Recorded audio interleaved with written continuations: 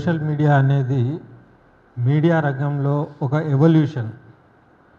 ఇప్పుడు main media కూడా social మీడియాలోనే వాళ్ళ వార్తలు పెట్టుకునే పరిస్థితి ఉన్నది. కాబట్టి సోషల్ మీడియాని ఆపే తరం ఎవరితోని కూడా కాదు. అయితే సోషల్ మీడియానే కాదు, బయటి ప్రపంచంలో కూడా సోషల్ మీడియాలో కూడా బూతులు వాడడం అనేది ఒక సంస్కార రహితం. సంస్కారం లేని వాళ్ళు బూతులు మాట్లాడతారు. అది బయట మాట్లాడినా అది సంస్కారం కాదు, మీడియాలో మాట్లాడినా అది సంస్కారం కాదు. ఎట్లయితే మన ప్రపంచం ఉన్నదో సోషల్ మీడియా కూడా ఒక ప్లాట్ఫామ్, ఒక ఫీల్డ్ లాగా ఉంది. ఏదైనా చెప్పుకునే స్వేచ్ఛ ఉన్నది. ఇప్పుడు ఫర్ ఎగ్జాంపుల్ నేను ఒకటి చెప్తా. ఇప్పుడు నా వాయిస్ ప్రభుత్వానికి చేరాలనుకోండి, ఎట్లా చేరుతుంది? పేపర్ వాళ్ళు రాస్తే, టీవీ వాళ్ళు చూపిస్తే చేరుతుంది. ఒక సామాన్యుని కష్టం ప్రభుత్వం దృష్టికి రావాలంటే పేపర్ వాళ్ళన్నా రాయాలి, టీవీ వాళ్ళన్నా చూపించాలి. కానీ పేపర్లు, టీవీలు రాజకీయ నాయకులే కొనేసుకున్నారు, వాళ్ళ కబంధ హస్తాల్లోనే ఉన్నాయి. స్పేస్ లేదంటారు. సామాన్యుల కోసం స్పేస్ లేదు. ఎందుకంటే లీడర్ల గురించి అన్నీ రాయాలి కదా, వాళ్ళ ప్రమోషన్, వాళ్ళ సొంతం కాబట్టి. అయితే సోషల్ మీడియా అనేది ఒక వరం లాంటిది, ఒక ఆయుధం లాంటిది. అది ఎట్లా వాడుకుంటే అట్లా ఉంటుంది. ఇప్పుడు కొందరు డైనామిక్ సోషల్ మీడియాని వాడుకున్న వాళ్ళు ఉన్నారు. మెయిన్ స్ట్రీమ్ని రిజైన్ చేసి బయటికి వచ్చి కూడా వాళ్ళ స్వేచ్ఛతోని వాళ్ళు చేసుకునేటోళ్ళు ఉన్నారు. ఒక మెయిన్ మీడియాలో ఇమ్మడలేకపోయిన వాళ్ళు ఉన్నారు. అయితే జర్నలిజం అనే ఒక ప్యాషన్ ఉన్న వాళ్ళందరికీ కూడా ఇలా సోషల్ మీడియానే ఒక దిక్కైపోయింది. ఫర్ ఎగ్జాంపుల్ నేను ఒకటి చెప్తా. తెలంగాణ ఉద్యమంలో మేము వాడింది సోషల్ మీడియానే.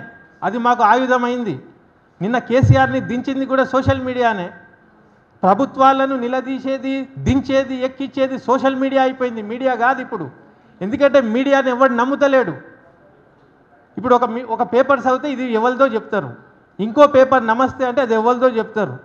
కాబట్టి అరే ఈ పేపర్లో ఇదే ఉంటుంది, ఆ పేపర్లో అదే ఉంటుంది. పేపర్లు చదివుడే బంద్ చేసిర్రు. కాబట్టి పేపర్ వాళ్ళు ఈ మీడియాలల్లో పెట్టుకునే పరిస్థితి ఏర్పడ్డది.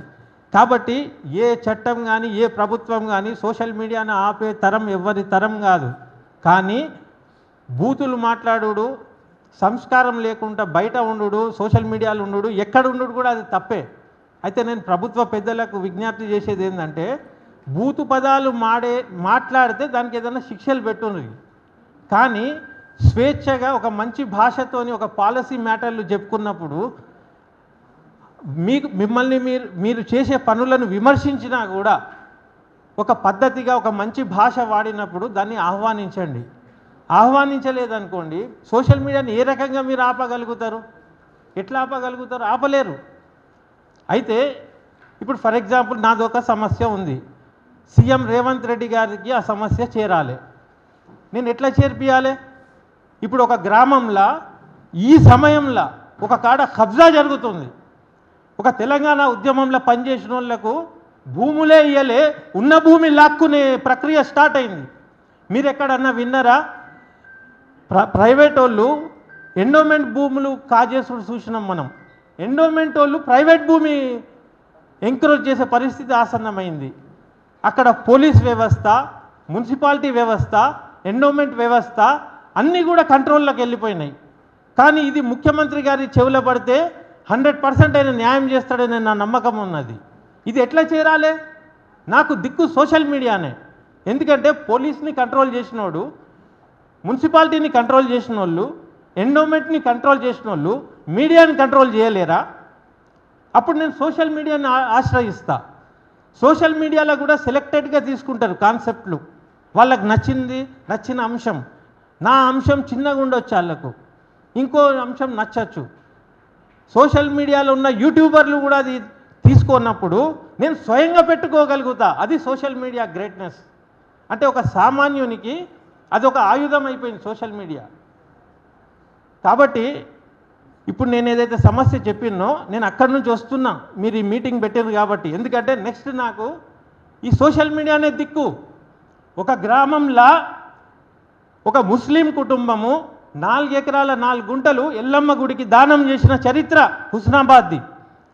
అక్కడ ఈఓ, మున్సిపల్ కమిషనర్ అందరు కుమ్మక్కై మెల్లగా దానికి సర్వే మొత్తం మార్చేసి మెల్లగా నన్ను పక్కన జరిపేసేస్తే అక్కడ ఒక సత్రం పెట్టుకొని కంటిన్యూగా దుకాన్లు పెట్టుకొని నడుపుకునే మాఫియా స్టార్ట్ అయిపోయింది. దానికి పోరాటం చేస్తున్నా. ఎస్పీ గారితో మాట్లాడినా, కలెక్టర్తో మాట్లాడినా, శైలజ మేడంతో మాట్లాడినా, కొండ సురేఖ దగ్గరికి పోతే అప్పటికప్పుడే ఆమె ఎండార్జ్ చేసి అందరినీ తిట్టింది. ఒక దినం పని ఆగింది, మళ్ళీ నెక్స్ట్ డే స్టార్ట్ అయింది పని. ఎట్లా స్టార్ట్ అయింది అంటే దీని వెనుక ఏమున్నది? అయితే ఇది ముఖ్యమంత్రికి తెలిస్తే హైడ్రా ఇల్లీగల్ కన్స్ట్రక్షన్స్ ఎట్లయితే బుల్డోజ్ చేస్తుండో అట్లనే బుల్డోజ్ చేస్తాడనే నమ్మకం నాకు ఉంది. కానీ ఆయనకి ఎట్లా చేరాలి? నాది సోషల్ మీడియానే నేను నమ్ముకున్నా. నేను ఒంటరి పోరాటం చేస్తున్నా కాదని కాదు, వ్యవస్థతో కొట్లాడుతున్నా. కానీ నా బ్యాడ్ లక్ ఏంటంటే అక్కడ స్టేటస్ కో ఉన్నది, కోర్టులో ఉన్నదాన్ని నేను బహిరంగంగా చెప్పలేను. తర్వాత నేను ముస్లిం అయి ఉన్నా, అక్కడ హిందువుల టెంపుల్, అది వేరే పార్టీ వాళ్ళు తీసుకొని దాన్ని ఏమైనా చేయొచ్చు. ఏదో రకంగా తెచ్చుకున్న ప్రభుత్వాన్ని మనమే కూలగొట్టిన వాళ్ళం కావద్దని చాలా పేషెన్స్తో నేను వెయిట్ చేస్తున్నా. ఇదంతా ఎట్లా చేరాలి? సోషల్ మీడియా ద్వారానే. సోషల్ మీడియాకు కూడా నేను ఇంకెళ్ళలే, ఓపిక సహనంతో నేను భరిస్తున్నా. అక్కడ పిల్లర్లు వేసేసిండ్రు, పడి పీకేసిండ్రు, అడ్వకేట్ కమిషనర్ పెట్టి పడి తీసేసి బుల్డోజర్ అవ్వేసి పిల్లర్లు కూడా లేపేసిండ్రు. నిన్న రాత్రి ఒక చిన్న బండ పెట్టి అదొక దేవుని లెక్క తయారు చేస్తుర్రు. ఇంత అధ్వానంగా తెలంగాణ ఉంటుందని మేము అనుకోలే. మా హుస్నాబాద్ ఒక భాయిచారాకి నిదర్శనం, ఒక గంగా జమున తైదీబ్కి నిదర్శనం. అక్కడ మాఫియా వస్తుందని మేము ఎన్నడూ ఊహించలేదు. అయితే నేను కట్టని అని ఎందుకు వదులుతున్నా తెలుసా? ఇది నేషనల్ ఇష్యూ అవుతుంది. ఇది ఎప్పటికి కూడా ఎవరైతే ఎంకరేజింగ్ చేస్తున్నారో చరిత్రహీనులుగా నిలబడతారు. ఆ పిల్లలు ఉన్నంత వరకు ఇది ఎంకరేజ్ ఎట్లా చేయబడింది అనేది సమాజం ముందు ఉంటుంది. కాబట్టి కట్టని అని వదిలేసిన. ఇదంతా కట్టినాక సోషల్ మీడియా మిత్రులందరినీ తీసుకుపోయి నేను మొత్తం చూపిస్తా.